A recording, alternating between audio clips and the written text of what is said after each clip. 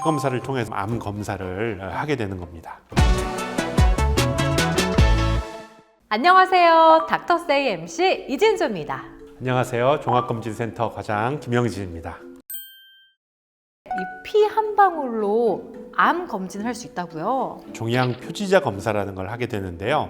이런 종양 표지자 검사를 가지고 암을 예측할 수 있는 그런 방법이 있긴 있습니다. 종양 표지자라는 것은 원래 암세포에서 만들어지는 효소나 단백질의 일종인데요. 피 검사를 통해서 이런 물질들을 검출해냄으로써 예방적인 그런 암 검사를 하게 되는 겁니다. 그렇다면 이 검사 항목들은 어떤 게 있나요? 우리가 흔하게 검사할 수 있는 종양 표지자로는 AFP는 간암 때 주로 발생하게 되고요. 또 CEA는 대장암, CA19-9는 췌장암이나 담도암, PSA 같은 경우에는 들어보신 분들도 많을 텐데 전립선암 때 주로 검출되게 되고요. CA125는 난소암이나 자궁암 등에서 검출되게 되는 종양 표지자입니다. 우리가 수치가 정상 범위가 정해져 있는데 그것보다 조금 높게 나온 경우 0.1이나 1 정도가 높게 나온 경우는 흔히 보는 상황입니다. 그런데 그럴 때는 우리가 보통 한 달에서 세 달 정도 텀을 두고 검사를 다시 한번 해서 그 수치가 두 번째 검사에서도 계속 올라가는지 아니면은 1이나 0.1 정도 높은 상태로 계속 유지되고 있는지가 중요합니다. 만약에 그대로 유지되고 있다면 CEA 같은 경우에는 흡연을 한다든지 또는 AFP 같은 경우에는 간염이 좀 있다든지 해서 검사가 올라가는 경우도 흔하기 때문에 그런 경우에는 한 달에서 세 달 후에 추적 검사를 통해서 다시 한번 판정을 하게 되고 그런 추적 검사는 담당 진료과로 가서 검사하게 됩니다.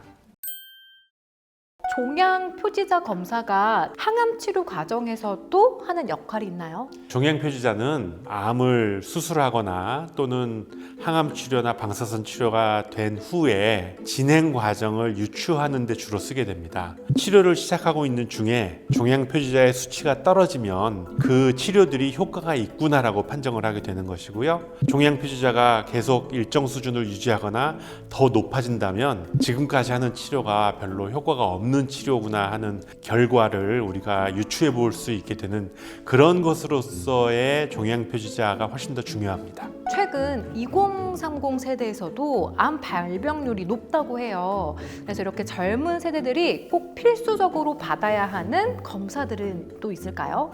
모든 20, 30대가 매년 검진을 받을 필요는 없지만 어떤 질병의 가족력이 있는 경우나 내 몸에 어떤 이상 신호가 느껴질 때는 꼭 검진을 받아보는 게 좋겠고요. 위내시경 같은 경우에는 2년에 한 번 정도, 대장내시경은 4, 5년에 한 번 정도 받아보시는 게 좋겠습니다. 여성분들의 경우에는 유방 초음파, 갑상선 초음파 그리고 자궁경부암 검사를 해보시면 그래도 대부분의 우리나라의 발병을 많이 하는 암 같은 경우에는 좀 걸러지지 않을까 하는 생각이 듭니다. 그렇다면 이 혈액 검사를 통해서 암 진단 외에 발견할 수 있는 다른 질환도 있을까요? 우리가 혈액 검사를 통해서 가장 쉽게 알 수 있는 질환에는 빈혈이 있는지, 백혈구가 높아졌을 때 어딘가에 몸에 염증이 있는지를 유추해 볼 수 있고요. 더불어서 백혈구의 분획 검사라는 것을 통해서 알러지나 그 이외의 병의 원인을 예상해 볼 수 있는 경우가 있습니다. 또 혈청 검사를 통해서는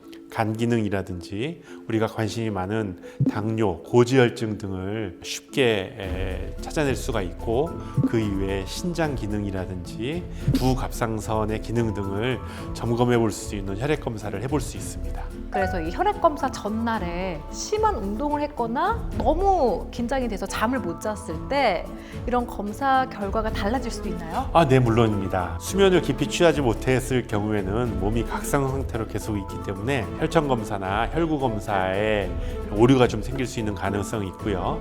또 검사 전날 심한 운동을 했다고 하면은 간 기능 등에 영향을 미쳐서 정상적인 소견임에도 불구하고 비정상적 소견을 보여줄 수가 있는데 검사 전날에는 가급적 심한 운동이나 과식을 한다든지 이런 것들을 피하고 충분한 수면을 할 수 있으면 좋은 검사 결과가 나올 수 있을 것 같습니다. 혈액 검사만으로 진단할 수 있는 질환도 굉장히 많아졌습니다. 하지만 이상 소견이 나왔을 때 그 소견에 대해서 또는 그 해당 과의 진료진과 상의를 해서 추적 검사 및 자세한 검사들을 추가로 해야 될지를 상의해 보시는 것이 가장 중요하다고 하겠습니다. 네, 오늘의 닥터세이 혈액 검사와 암에 대해 이야기 나눠봤습니다. 댓글로 궁금한 점을 남겨주시면 답변 드리도록 하겠습니다. 네, 그럼 다음에 뵐게요. 안녕!